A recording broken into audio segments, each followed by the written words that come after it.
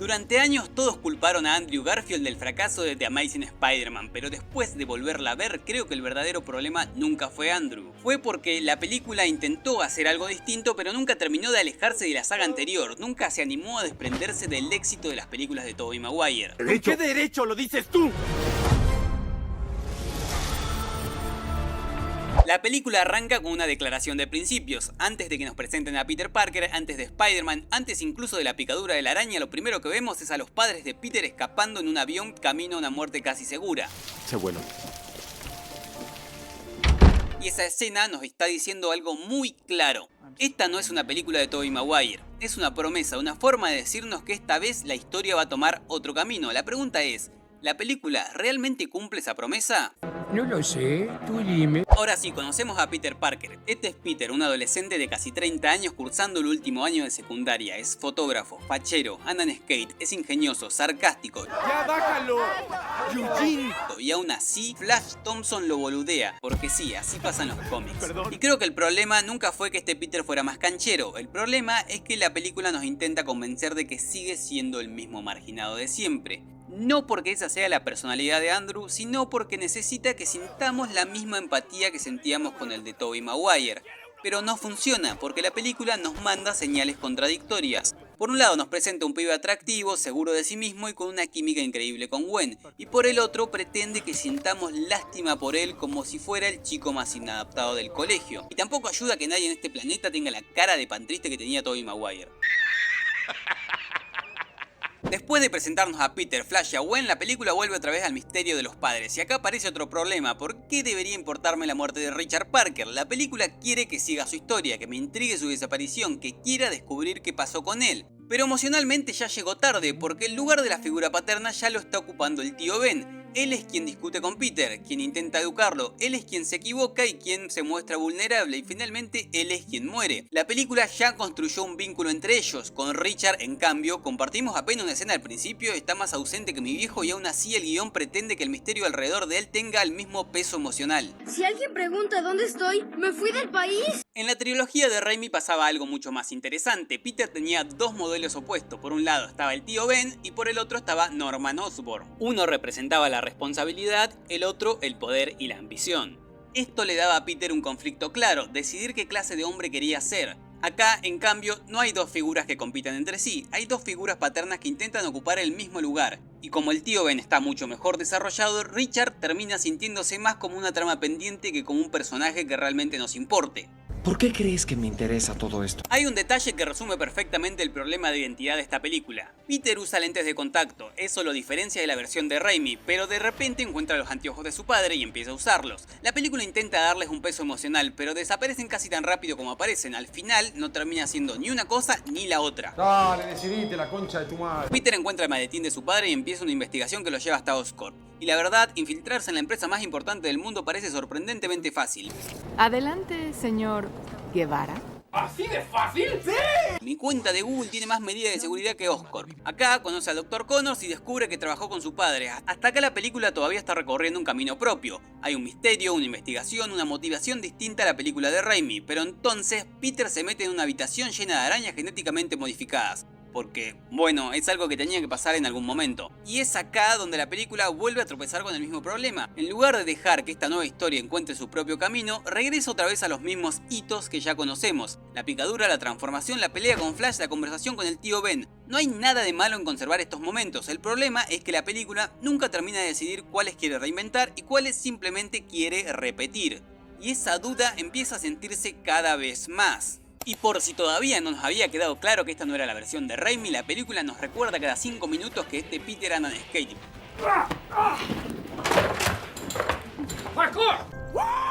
Y cuando la película parecía que por fin iba a despegar, vuelve a recorrer el mismo camino que la saga anterior. Peter deja escapar al ladrón, el tío Ben muere, estos dos lloran igual de feo, pero esta vez hay un problema. La situación que lleva a Peter a tomar esa decisión se siente muchísimo más pequeña. No tengo 2 centavos, por Oye, esta si vez no no puedes podrías. pagar tu leche, puedes irte.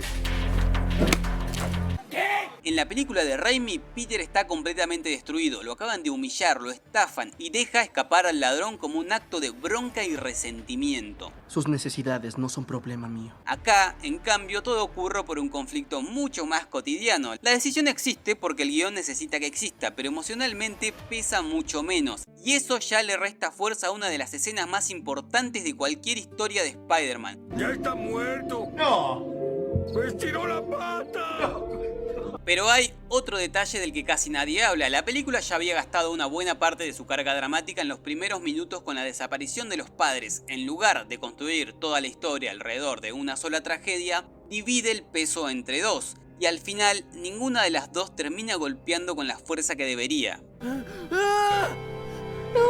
Andrew empieza a perseguir criminales en busca de venganza y se cae arriba de la idea de crearse un traje con un recurso que es similar pero diferente a lo que vimos antes. Y acá hay una diferencia que para mí sí funciona. Los lanzatelarañas, ¿eso es algo que realmente un pibe podría fabricar en su pieza? Pues vemos a este Peter investigando el trabajo de su padre, colaborar con Connors, desarrollar una fórmula para la telaraña. Todo eso te lo hace un poco más creíble, es un verosímil que la película se toma el trabajo de construir. Y creo que ahí The Amazing Spider-Man encuentra una identidad mucho más propia, porque deja de intentar parecerse a la película de Raimi y empieza a desarrollar una versión propia de Peter Parker. ¡Ahí te voy, San Pedro! Acá la película le plantea una motivación muy concreta a Peter. Él no quiere ser un héroe, quiere encontrar al asesino de su tío. Y durante una buena parte del segundo acto ese es el motor de la historia. Peter recorre la ciudad persiguiendo delincuentes convencido de que tarde o temprano va a encontrar al responsable. Pero el problema es que nunca le dan un cierre a esta historia. Peter jamás encuentra al verdadero asesino, nunca tiene que enfrentarlo, nunca tiene que decidir qué hacer cuando finalmente lo tiene enfrente. No hay un cierre emocional, no hay un conflicto moral, esa búsqueda simplemente desaparece. ¿Así nada más? ¡Sí! De hecho, en un momento atrapa a un ladrón de autos y uno piensa, bueno, ahora sí. Por fin lo encontró, por fin le van a dar un cierre a la trama del tío Ben. Pero no, es simplemente otro ladrón random. La película construye toda una búsqueda de venganza para después abandonarla sin resolverla. Simplemente hace un par de chistes y lo deja colgado de una telaraña. No, navajas no. Déjame ir. Todo ¿sí? menos navajas.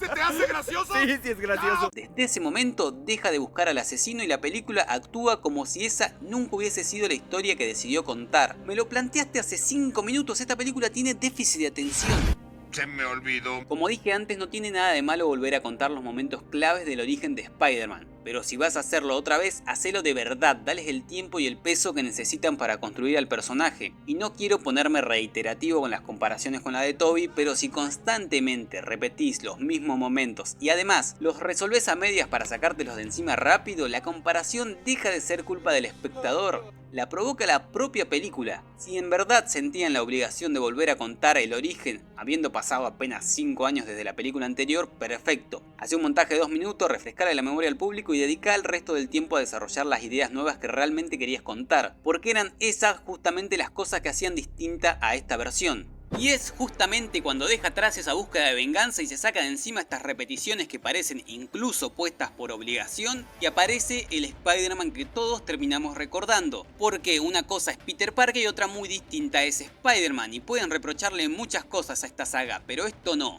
La forma en la que se ve este Spider-Man, la cámara subjetiva, la estética callejera, las escenas de balanceo, la forma en la que se mueve, su sentido del humor, es realmente sorprendente.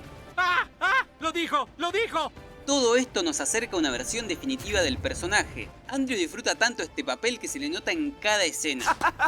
Además, y no quiero detenerme mucho en esto porque es algo de lo que ya se habló mucho, la relación con Gwen es el mejor vínculo amoroso que se ha visto jamás en una película de Spider-Man. Tienen una química genuina que traspasa la pantalla. Debe ser porque estos dos estaban dando más, siendo Gwen un perfecto complemento tanto para Peter como para la araña, ya que no se limita a ser una damisela en peligro y es una compañera con un rol mucho más activo.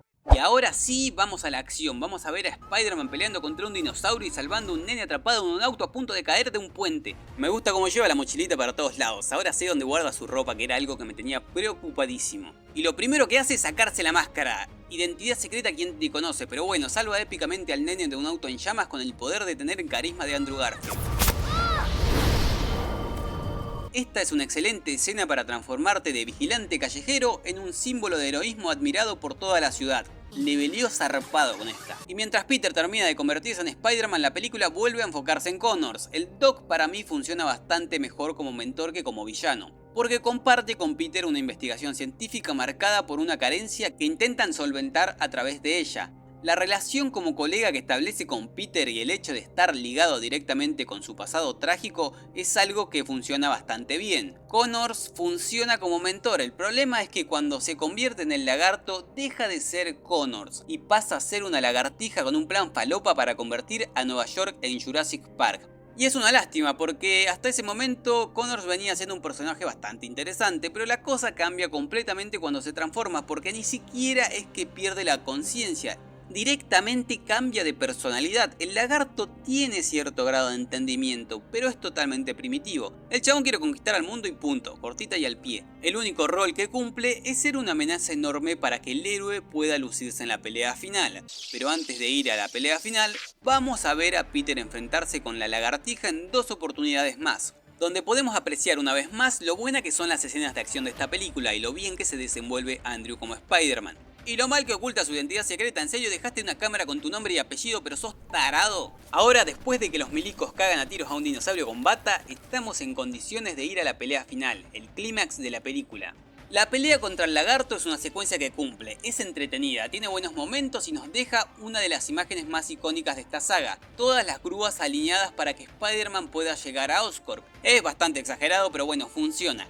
Y funciona más por los personajes que por el villano, porque acá la película va recogiendo las cosas que fue sembrando durante todo el trayecto. Tenemos el momento en que el pueblo ayuda a su héroe caído, a Peter utilizando su intelecto para enfrentar al lagarto, a Gwen siendo una pareja útil y dándole una mano a Spider-Man, y el cierre de la película con un personaje que es abordado mucho mejor de lo que suele reconocerse. El Capitán Stacy, padre de Gwen y jefe de la policía, durante toda la película representa el punto de vista de la ciudad. No persigue a Spider-Man porque sea malo, sino porque lo ve como un vigilante que actúa fuera de la ley. Siendo policía tiene bastante sentido que lo vea así. Pero cuando finalmente entiende quién es ese pibe detrás de la máscara, cambia por completo su forma de verlo. Ahí está el verdadero cierre del personaje, porque Peter ya no es el chico que salió a buscar al asesino de su tío. Por fin dejó de actuar por venganza y empezó a actuar por responsabilidad. Ahora es alguien dispuesto a arriesgar su vida por personas que ni siquiera conoce. Por eso creo que la escena más importante del final no es cuando derrota al lagarto.